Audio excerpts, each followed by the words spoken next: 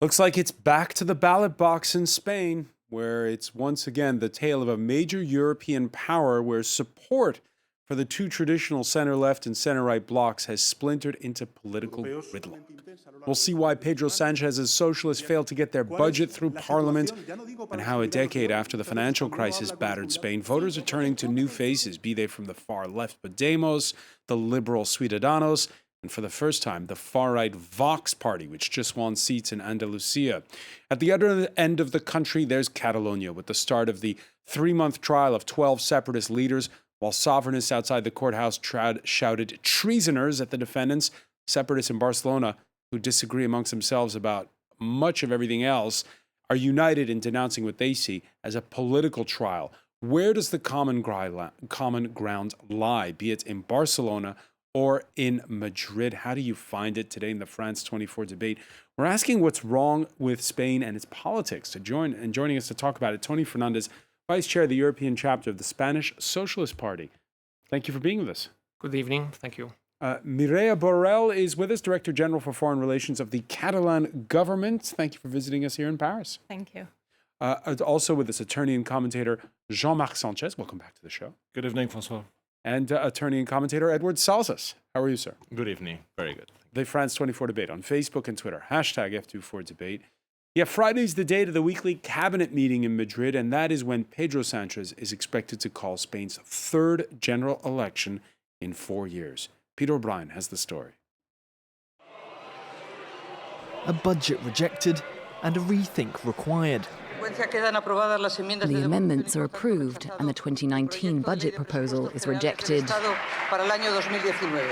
Pedro Sanchez's government has accused Conservatives and Catalan separatists of blocking a budget that included social spending measures as well as an increased investment in Catalonia. With little parliamentary support, Sanchez could call early elections instead of presenting a revised budget. This could mean a right-wing majority in parliament. Conservatives accused the socialist government of treason for negotiating with Catalonia's separatist executive, as Madrid has been trying to ease tensions with the region. The Catalan foreign minister was asked on France 24 if separatists made the right move in rejecting the budget, given that new elections could usher in a government that's less willing to negotiate. Perhaps there could be a vote, we don't know. He can just renew the budget from last year. That's a possible move. In fact, Mr. Sanchez suggested that a couple of months ago. Separatist leaders are on trial for their role in the 2017 attempt to make Catalonia an independent republic. And on Friday, negotiations between Madrid and the Catalan government broke down. Tony Fernandez, our correspondent in Madrid, Sarah Morris, she sort of killed the suspense earlier. She said there isn't going to be a second vote on the budget. There's going to be early elections, right? Well, I mean, I would say that it's speculating right now, because I think the person that can decide on this issue is the president. And, so far there has not been any announcement on this in this regard. It's obviously one of the options to call for elections, but, the situation at the moment is quite complex. So, I mean, you cannot rule out that, the government decides otherwise. Why was the budget rejected? Well, I think that the burden of explaining why it was rejected falls, on the opposition parties. I think that the government, did its homework by, putting forward a budget which was balanced from a sound, fiscal policy point of view, and at the same time had a clear, objective of reducing inequalities by, adopting measures in favor of, workers, in favor of government workers, trying to modernize the economy. So I think that the burden now of explaining this either, in the political agenda or if there are elections during the campaign falls on, both the conservative parties and, the pro-independence political parties. Mireia Borrell, in that report we saw your boss there, he seemed pretty sure that, there's going to be a second vote. There won't be early elections by the sound of what he's saying. Well, now it looks like things have changed a bit, and so as Tony Fernandez said, it's a bit of an speculation right now, but it's quite possible that there's an early election or a snap election. So will there be regrets by nationalists to have rejected that budget? Well, I don't think it in terms of regret. So one thing we have to bear in mind is that the Sanchez government is here thanks to the pro-independence parties that voted for the no confidence vote. What I think the Sanchez government has forgotten during this time is that there is the elephant in the room here, which is a political trial awaiting, and that is ongoing right now. We've tried to negotiate, but to no avail so far. So this no vote is about the trial of those 12 separatists. I think that there's two separate things here. So there is, as I said, the elephant in the room is the political trial, and it's the political situation in Catalonia. We are always open to dialogue, and this is what we've said to the Spanish government. There were negotiations last week, but they were halted by the Spanish government. We don't think, of course, the budget is absolutely relevant, but we think that when we gave the vote in the no confidence vote, of course, that in a way it wasn't for free. We wanted dialogue. We wanted things to move on. So, yeah. Is that how you see it, Jean-Marc Sanchez? That's why the no vote took place? It doesn't have to do so much with spending in 2019? Well, I think everything is combined. At the end of the day, a great name does not make a long-lasting president, actually. And I think that Pedro Sanchez is suffering from different things. He was only elected with the support of 13 other parties, including the independentists, not only from Catalonia, but also. And one of the threshold he could not go beyond was the blackmailing of part of them, saying, if you don't abide by what you've promised, they will not support you any further. I mean, remember, the vote of the budget was impeached first, and there is a possibility in Spain that you can keep going along with the vote of the budget that was voted in the prior government. So it was quite a schizophrenic situation. Sanchez was governing with a budget voted by the present government of Manuel Rajoy, trying to please all and every party he had to deal with, including the Catalans, with only 84 MPs in the parliament. So he didn't have a majority. He had less MPs than the proper Partido Popular he is fighting against. So I think it's a combination of different things. The opposition of the right-wing parties, the independentists situation, and also the trial, of course. All that has created a very complex situation for him. Edward Salzas, this is a mix of things that explains this no vote?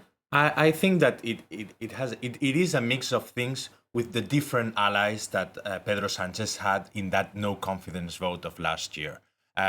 What I think that, and it's pretty puzzling from Pedro Sanchez, is that he thought that he could be the prime minister without giving any concessions to any of his partners, any of the parties that voted for his... He says he increased spending the way that the left likes it. Well, as far as I know, or last time I checked, the separatist parties were not asking for that. They were asking for a dialogue on the issue of self-determination.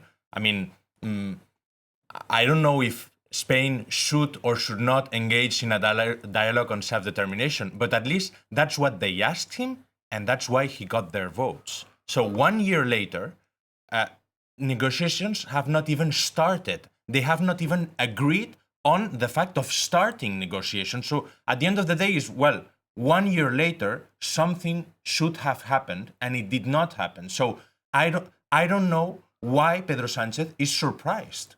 Tony Fernandez? Well, I have to say I disagree with a number of facts. I have to say that, last year when there was the no confidence vote in the Spanish parliament, Which brought down the Rajoy government. Exactly. It was, first of all, a vote to restore dignity in government. Let's not forget that, the Conservative Party had been, condemned by courts as being responsible for corruption charges. So I think that, Pedro Sanchez, took the initiative of, trying to gain support from the parliament. But of course, it's a very divided parliament. I think that we are sometimes living in denial. But to answer Edward's point, why haven't these negotiations begun? I was coming to that point. I think that negotiations and dialogue was restored as well. I mean, because the government was trying to restore normality in the institutional relationship between the Catalan government and the Spanish government, which was something which had been, all the bridges had been broken during Rajoy's government. And I think that, I don't think that, dialogue did not took place. I think that it actually took place, except that, one of the parties was imposing conditions which were not acceptable.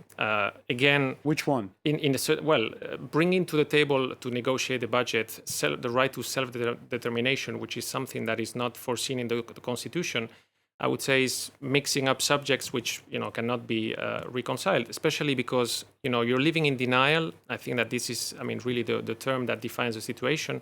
On the one hand, you have conservative parties that are living in denial that the situation has changed, and today you have to build coalitions, you have to build consensus in parliament in order to govern. This is going to be the situation no matter what, be it with elections or without elections. And on the other hand, you have the separatist parties who are living in denial that they do not represent the whole Catalonia. They are only representing even less than half of the Catalans. So trying to impose such a constitutional change without having first a consensus within your own territory is a bit far-fetched, I would say. So it's back to square one. There's the calendar. You had the beginning of this trial on Tuesday. It's going to last 3 months. Of those 12 separatist leaders, they face some of them up to 17 years behind bars. If the trial hadn't started this week, would this budget have passed? I'm not a fortune teller, so I actually don't know about that. But did it basically make everybody freeze up politically and say, no, we can't do business right now because of the start of this trial? Well, I think it's not that much about the start of the trial, but it is about negotiation, right? And so in this sense, I disagree a bit with the words that are being put. You heard Tony say, you on the one hand, there's the budget. On the other hand, there's the status of Catalonia. And there's two different things. Well, I think the trials and the situation in Catalonia is really a situation about human rights. So I don't think we can just stop talking about human rights to talk about the budget. What's going on is actually that the political trials, so these people are charged with rebellion, with sedition, just to allow a vote, so to put the ballot boxes, to allow a debate and a vote in the parliament, and to try to persuade people to go home after a massive demonstration. So I don't think we can just put this aside and start talking about economics. Economics are important, but I think human rights are more important than that. And in this sense, and if I can answer a bit to what has been said just right now, we're not imposing anything. We're asking for dialogue. And what negotiation means is that there's two sides on the table thinking very different things, and then we try to negotiate. So we can't start the negotiation just by agreeing, because otherwise it wouldn't be a negotiation. It would just be an agreement, right? We're not imposing anything. We're just saying we have a different position. Let's talk about this around the table.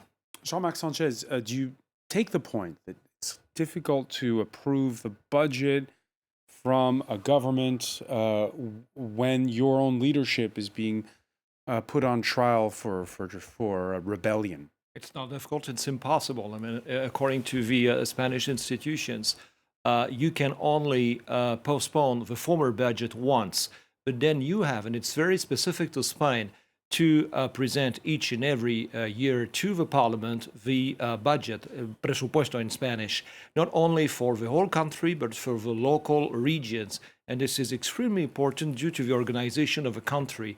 I mean, Catalonia and the Basque Country, for instance, have far more power than others. And the financing of the local entities has always been a very crucial issue in Spain since the very beginning. So I understand the point that you cannot actually put aside human rights. But of course, it's bad time for Pedro Sanchez, and especially at this time of the vote of the budget.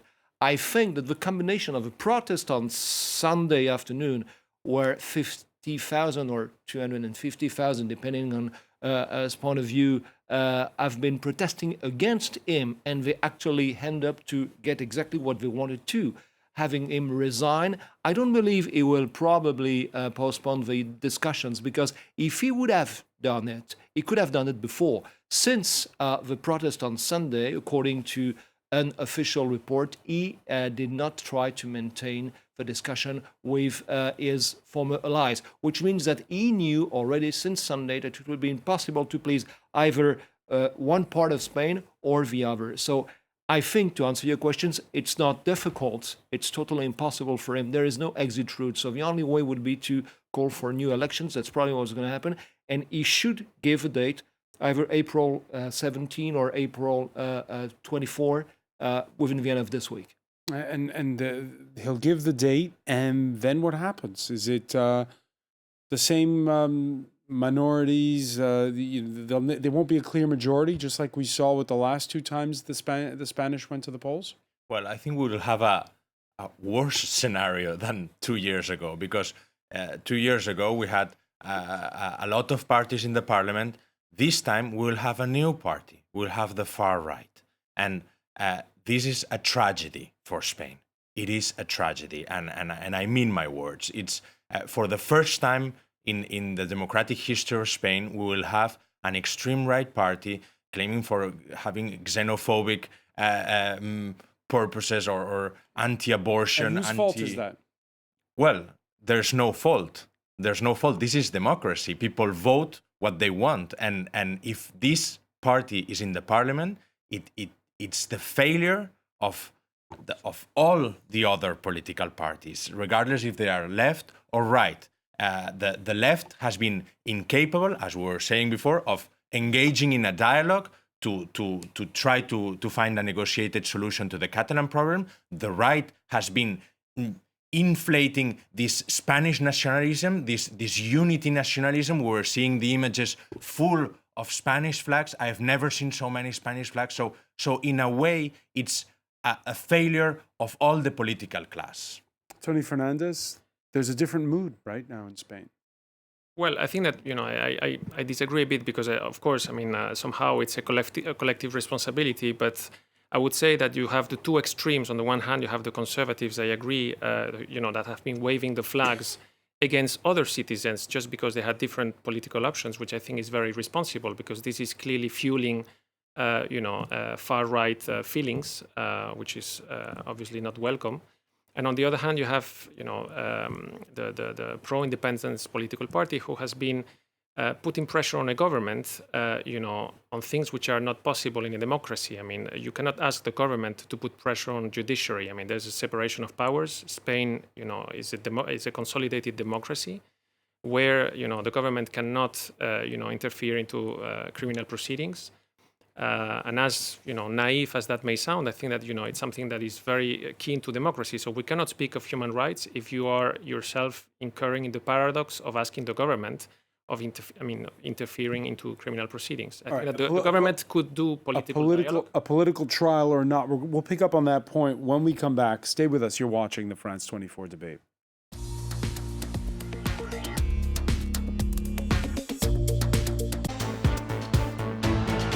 Welcome back, or welcome if you're just joining us. It's the France 24 debate. In Spain, the budget rejected. Pedro Sanchez's minority governments will have a cabinet meeting on Friday, and it's looking more than likely that there may be a call for a third election in 4 years in Spain. With us to talk about it, Tony Fernandez, Vice Chair of the European chapter of the Spanish Socialist Party, the PSO. How do you pronounce it in English? What do you say? Do you say? Would you use the acronym? Do you say PSO? How do you say it? Well, let's keep it simple. Socialist Party. Socialist Party. Okay, there we go. Maria Borrell, Director General of Foreign Relations for Catalonia's government here in Paris this Wednesday. Attorney and commentator Jean-Marc Sanchez, attorney and commentator Edward Salzes. We were talking about in part one of our discussion. Tuesday saw the opening day of the trial of 12 Catalan separatist leaders, a 3-month trial. 9 of them are charged with rebellion. Leading the group, Oriol Junqueras, who was number 2 of the government in Barcelona when separatists staged that banned independence referendum in October of 2017. They later declared independence from the rest of Spain. That's what prompted the arrests. Junqueras in the dock in Madrid, while the president of Catalonia on Tuesday was at the Berlin Film Festival. Carles Puigdemont, who's been living in exile in the Brussels suburb of Waterloo, Spain doesn't stage trials in absentia, so he's not formally charged. What do you make of that contrast, Maria Burrell, that there you have Junqueras facing the music while Puigdemont's at a film festival? Well, I think what it really shows is that there's something really wrong with the legal system and the judiciary system in Spain. Because what we see is that Mr. Puigdemont was facing extradition charges, and the sort of jury, I don't quite know the word, of Schleswig-Holstein, they rejected. Magistrates rejected the extradition charges and only allowed it for embezzlement or misappropriation of funds. So they didn't see any sign of rebellion in there. And instead, in here, as I said earlier on, Junqueras and the other pro-independence leaders are accused of rebellion just for putting the ballot boxes. So I think this is what is clearly shown by this contrast. Have the German courts shown up the Spanish jurisdictions on this? Well, as far as I know, there are exchange of information. So it's very interesting to go through the judgment of the Schleswig-Holstein court. And basically they said, even if there was a rebellion, is there any violence? So according to the local criteria, if there is no equivalent in the local German law, they could not sentence Carles Puigdemont. And that's what they did at the end of the day. If I may come back to two things. Edward said before what's going to be the terrible future of Spain with a far-right party that was elected in Andalusia. That's a collateral damage of what happened in the rest of Spain. I mean, part of the people who voted for them voted also against what's happening in Catalonia. I'm not saying they did right or wrong, but that's part of the answer. And another thing that Tony Fernandez will probably not tell you, because that's something that everybody knows, neither the Socialist Party nor the Partido Popular will ever give Catalonia any more flexibility to get to the independence.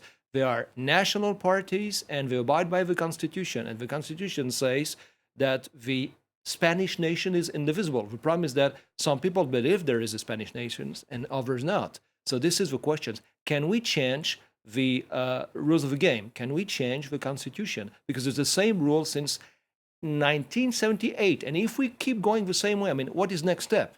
Next step will be a new government, which will be even harder on negotiating on Catalonia independence. That will be probably a conservative coalition between Partido Popular, Ciudadanos, and eventually Vox, as you mentioned before, Edward. But are we going to get out of it? I'm not sure. I'm afraid not. But is it down to the former prime minister, the conservative leader Mariano Rajoy, deciding to play hardball when there was that referendum staged the previous time around? The government had more or less ignored it. Even before that. And this time, deciding to play hardball. Did he provoke all of this? Probably. I think there was some kind of provocation on both sides. And I do agree on that point. Things could have been different if 10 years ago, at the time, Catalonia got more freedom in 2006, and especially after the judgment of the Supreme Court on the local Catalan constitution, the Estatut, things could have changed. It was time to talk. Now, maybe it's not too late, but it's going to be more and more difficult now. Yeah, the question is, can you do the talking when there's this trial going on, a political trial or not? Well, it depends who you ask. It's not a political trial. In Spain, we have a separation of powers, like in France. Democracy in Spain is very high in international rankings, much higher than some other European countries. The trial will follow judicial guidelines and procedure. Political opinions won't be judged. The accusations will. That trial that has started in Madrid this morning is a test for the whole judiciary Spanish system. All democracies around the world must be inspired by the Catalan struggle for democracy. And the image of our civil and political leaders on trial concerns all of who believes in a stronger democracy. And we're seeing again on social media the polarization that we saw back in 2017. One reaction of a viewer here, it's not just Catalan separatists, democracy is also on trial in Spain. Tony Fernandez, is democracy on trial? I don't think so. I think that, what happens is that, again, we're living a bit in denial with this type of statements because, I think that the Socialist Party has taken the stance of trying to acknowledge the reality, which is that the Catalan society is very divided. There are pro-independence people, so it's not just a bunch of people now sitting on the Supreme Court bench who are lunatics that are not supported. Of course, there's an important part of Catalan society backing this pro-independence movement. So you cannot deny reality. You have to face it, and I think that the socialist government has tried to restore dialogue, institutional dialogue, of course, within the constitution and within the rule of law. And one of the assumptions of this rule of law is that you cannot interfere into the trial, even if there are politicians or former politicians sitting in the bench being accused. I think that saying that this is a political trial is just, simplifying reality, and I think it's not something that is acceptable because, all the guarantees have been afforded to the people sitting in the bench. Therefore, I think that what the Spanish government has to do is to respect judicial independence. Maria Barral? Well, several things in here. So when there's so much the need to say and state and go abroad and say Spain is a full democracy and repeat it time and again, it's sort of suspicious in a way. There's been this marketing campaign, and this is the marketing parties. There's been briefings of journalists at various Spanish embassies in Europe. Exactly, yeah. So then I think when there is the need of this marketing campaign, that means that there's something fishy in there. And so what are you thinking? That the Supreme Court speaks to the government, that there's some kind of collusion? I think the judiciary system in Spain, we can't say that the whole of the judiciary system is rotten, but there's clearly something very wrong in there. And we wished that there was true independence and that the judiciary system wasn't that conservative. What we are not doing is putting pressure on the judiciary system. And if you allow me one more thing, you always talk about dialogue within the constitution. I think dialogue can be about anything, really. And to talk about self-determination is within the constitution. And actually, this is not a legal matter, it's a political matter. The same constitution has 2 articles at least that allow for referendums to be done and to be made. So it's not a legal matter, it's a political matter. There's no political will whatsoever from the government. Of course, the point is that, I think that this is something very simple to explain. Just when you don't have the majority, within democracy, when you don't have the qualified majority required to change certain rules, what you cannot do is to take the board with you home and say, well, since, I cannot prevail with these rules, I will change the rules on my own. That's the point. Of course, you can debate and of course you can express yourself in favor. These are political claims which are legitimate. So I think the socialist government has not been denying that. Trying to close the eyes before the reality, but I don't think that you can be above the law, which is a bit what we're now judging. Whether these people allegedly believe themselves to be above the law and being able to breach rules or court decisions that had been very clear and explicit. Edward Salsas, is it basically game over now for 3 months during the whole time of this trial that there's not going to be any breakthrough, there's not going to be any dialogue? And well, I think that there's not going to be any dialogue. The Socialist Party has just surrendered to the demands of the right wing parties and extreme right parties in Spain.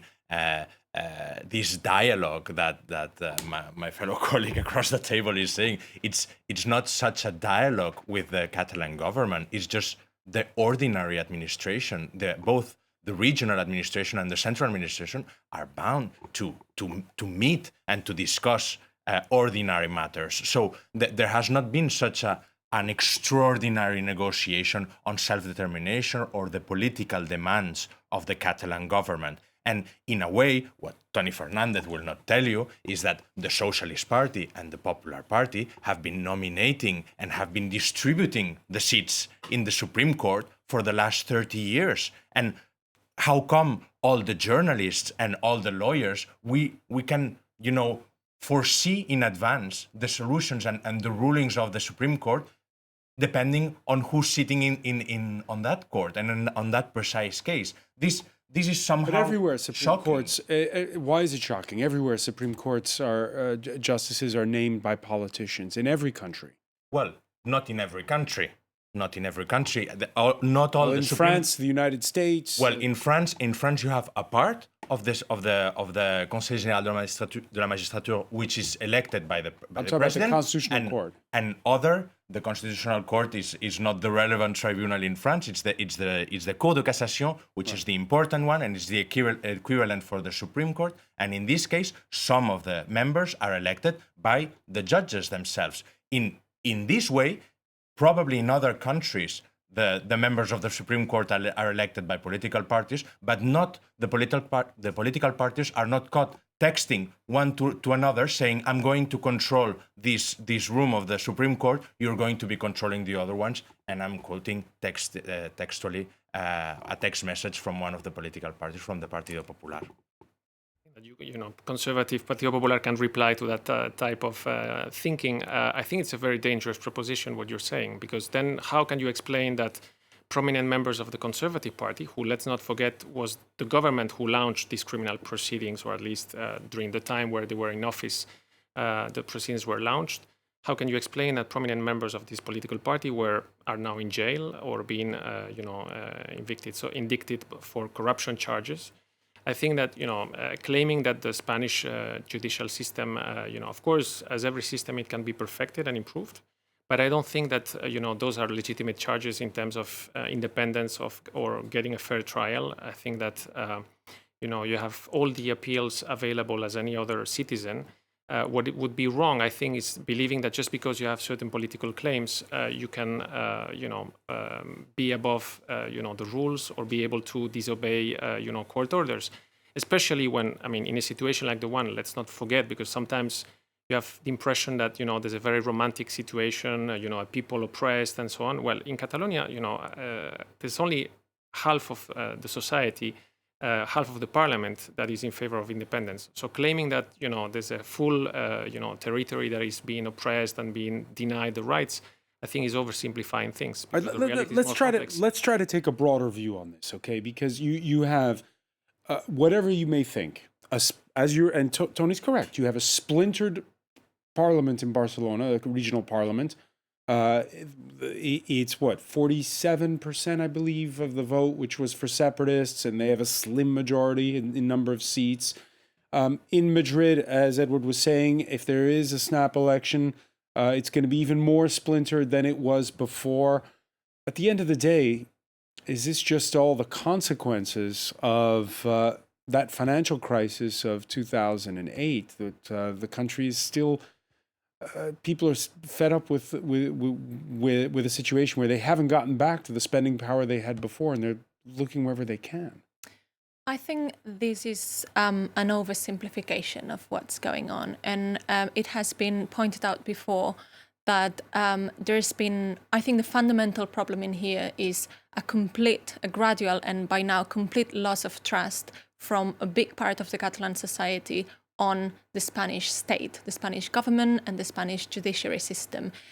This started with... But if it wasn't for the independence drive, that loss of confidence, would it not be directed at the regional government itself? It's a coalition, right, that goes from the center-right, I believe, all the way to the far left. What do they agree on besides the fact that they want independence? So the coalition government now works, I'd say, pretty well. But of course, I'm part of this government, so I might be a bit biased. But I think it does work. So aside from talking about independence and reopening delegations, we also govern. So we also talk about how to face the refugee crisis, for example.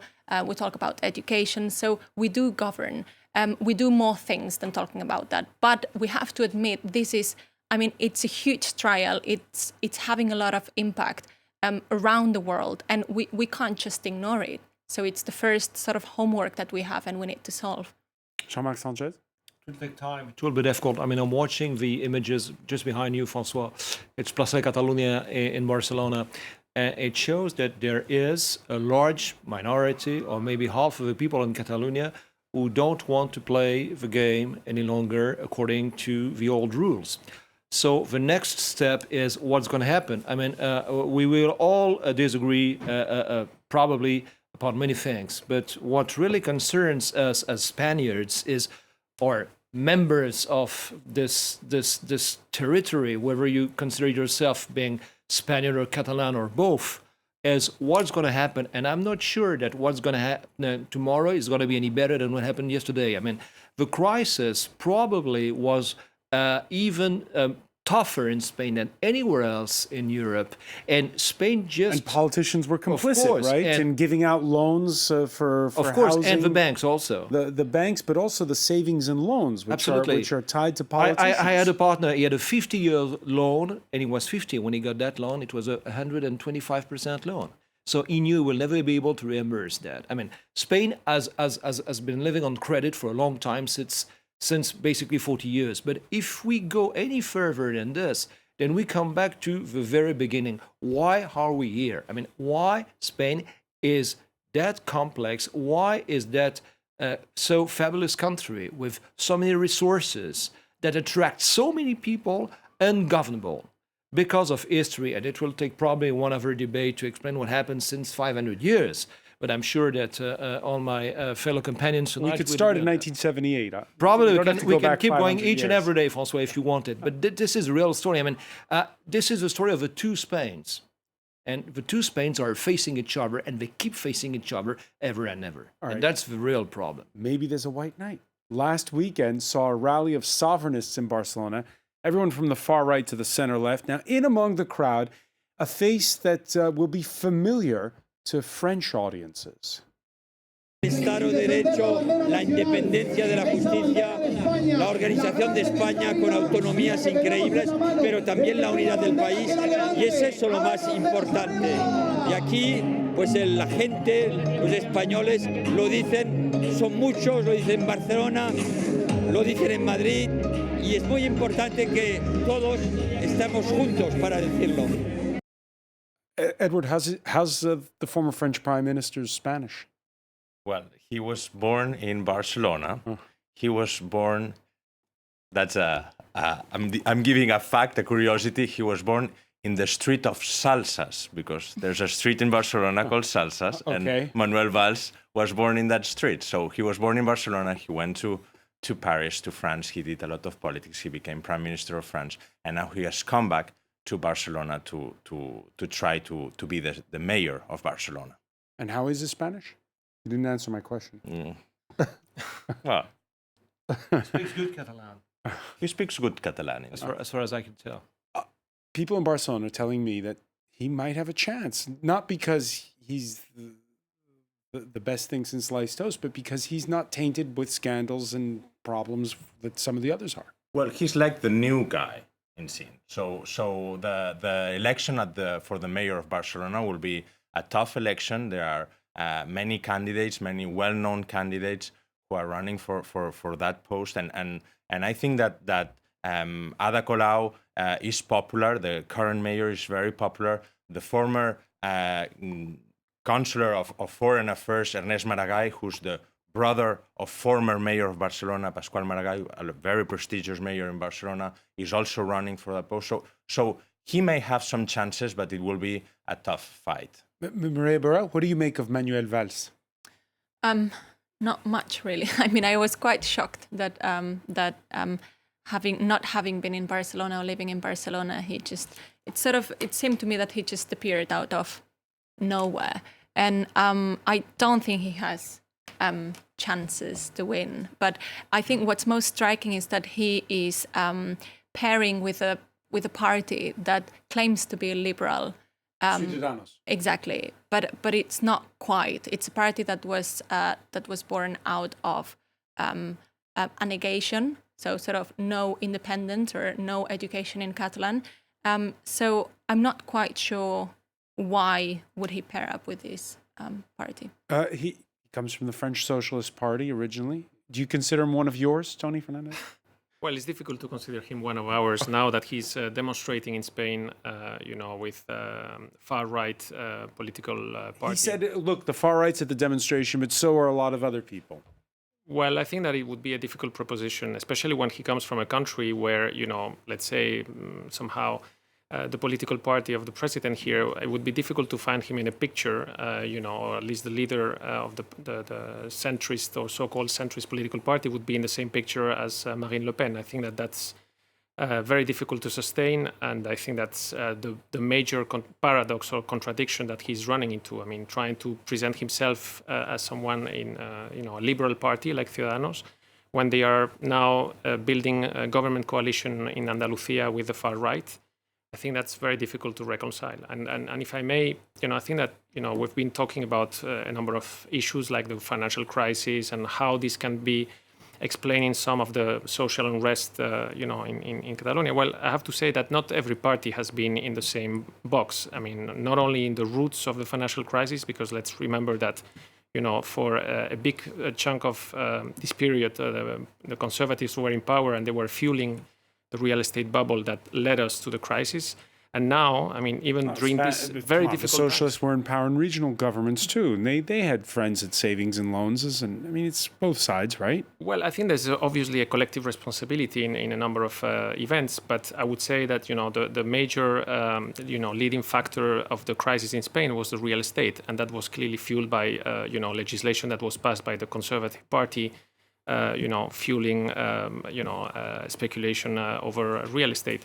And today, when you have no longer a bipartisan political system with only, socialist and conservative in parliament, I think that the socialist government has been taking up its challenge of trying to build new coalitions, which is something that mostly no other party has been doing, because they are always, claiming that only their let's say, ideas or propositions are valid. So I think that this is a very important factor that needs to be underlined. All right, yeah. Okay, so the jury divided, let's say, on whether or not a former French prime minister can become mayor of Barcelona. More broadly for Spain, who can be the white knight in all of this? Well, I really don't know. As far as the former French prime minister is concerned, I'm supposed to see him next week, so I will ask him. Yes, so maybe I'll get some fresh news when I'll be back on France 24. I'll be happy to share it with you. Tell them about Salsa Street.